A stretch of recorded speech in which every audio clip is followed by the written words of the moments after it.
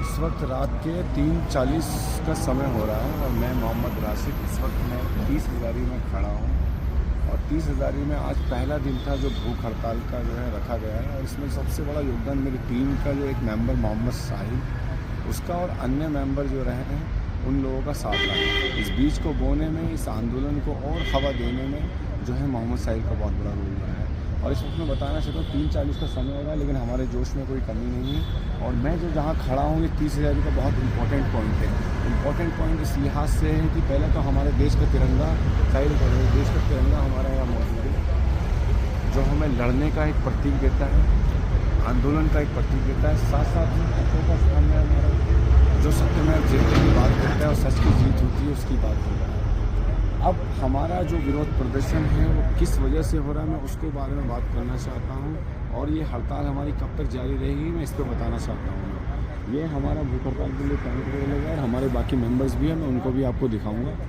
तो मिलकर हमने शुरुआत से सरकार से ये डिमांड करते हुए आ रहे थे कि हमें वकील सुरक्षा कानून चाहिए, और प्रत्येक हमारे जो है बार एसोसिएशन और अन्य हमारे देश के अन्य राज्यों के जो बार एसोसिएशन है उन्होंने भी डिमांड करे, लेकिन सरकार को कहीं से कहीं तक सुना ही नहीं दिया। ना ही उन्होंने अभी तक हमारा बिल पारित किया, एडवोकेट प्रोटेक्शन एक्ट, ना ही उन्होंने लागू किया। और वो लाती है तो क्या लाती है, और सिर्फ हमारे लिए लाया तो उन्होंने एडवोकेट अमेंडमेंट बिल 2025 लेके है, जिसमें हमारे वकीलों के जो हित हैं वो जो है सुरक्षित नहीं रह पा रहे हैं, वकीलों के हितों को भी जो है नुकसान हो रहा है। उसमें सबसे ज़्यादा ये है कि पहले वकीलों के आंतरिक मामलों में जो है सरकार किसी प्रकार का कोई दखल नहीं देती थी, लेकिन आज के टाइम पे जो है आंतरिक मामले में जो है सरकार हमारे दखल दे रही है। यहाँ इस बिल के अंदर में ये है कि वो 3 मेंबर मनोनीत कर सकती है, जो पहले कभी नहीं हुआ करता था, क्योंकि इलेक्टेड कमेटी हमेशा से जो है आती थी।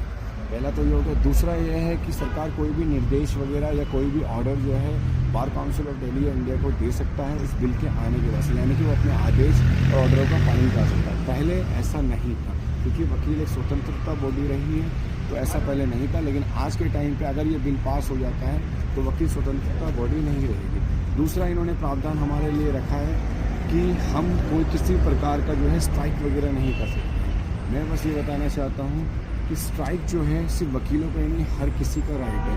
हमारा स्ट्राइक बेसिकली जो है नॉन कॉपरेशन को दर्शाता है। उस नॉन कॉपरेशन में आखिर हम लोग करते क्या हैं, हम अपनी कार्य प्रणाली से अपने आप को थोड़े समय के लिए जो है अपने आप को फाइन डाउन कर लेते हैं, यानी कि हम उस कार्य में भाग नहीं लेते। उसका कारण क्यों होता है, जब एग्जीक्यूटिव मशीनरी, एडमिनिस्ट्रेटिव मशीनरी हमारी हावी हो जाती है तो तब हम जाके जो है स्ट्राइक वगैरह कॉल आउट करते हैं। क्यों? ताकि जो है हम गवर्नमेंट पे, एडमिनिस्ट्रेटिव बॉडी पे, एग्जीक्यूटिव मशीनरी पे हम लोग जो है प्रेशराइज कर सकें और वो हमारी बात को मान सकें। नहीं तो हमारे पास क्या तरीका, मुझे बताइए। गवर्नमेंट ने हमारे लिए कोई रेड्रेसल मैकेनिज्म नहीं बना रखा कि वकील अपने इश्यूज़ को जो है वहाँ पर एड्रेस करें। तो लास्ट हमारे पास ऑप्शन स्ट्राइक का बचा, और ये जो राइट है कानून को इंटरप्रेट सिर्फ 2 ही शख्स कर सकते हैं, एक जज और एक वकील।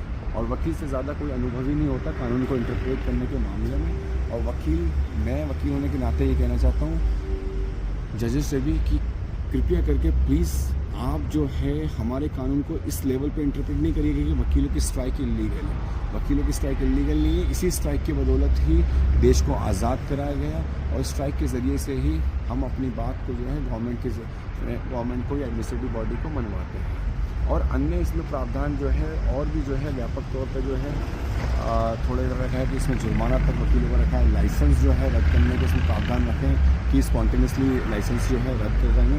तो सरासर हम ये कहना चाहते हैं कि हम अपने आंतरिक मामलों के अंदर में कोई भी सरकार का हस्तक्षेप नहीं चाहते हैं। और ये आंदोलन 30 हज़ारी से होते होते दिल्ली के सारे डिस्ट्रिक्ट बार एसोसिएशन में फैल गया है, और ये दिल्ली बार एसोसिएशन और ये दिल्ली के सारे कोर्टों से होते होते देश के अन्य कोर्टों में फैल गया। और मैं सरकार को ये बात बताना चाहता हूँ कि जब तक ये बिल वापसी नहीं होगा ये आंदोलन चलता रहेगा, हमारी भूख हड़ताल चलती रहेगी, और यहाँ तक कि हम आने वाले टाइम पे इसकी रूपरेखा तैयार करेंगे, और ज़रूरत पड़ेगी तो हम संसद का घेराव करेंगे, मिनिस्ट्री ऑफ होम अफेयर्स से घेराव करेंगे, ministry of law and justice का भी घेराव करेंगे। और इस बिल को जब तक ये वापसी नहीं लेती हम तब तक जो है इस बिल का विरोध करेंगे। और मेरी दूसरी बात यह है कि ये सिर्फ वकीलों का मामला नहीं है, ये मामला पूरे देश का है। क्योंकि आप ये समझ लीजिए, देश के किसी भी नागरिक हो या विदेश का फॉरेनर हो, अगर उनको वकीलों की ज़रूरत होती है और अगर उनको कोई उनके मुद्दे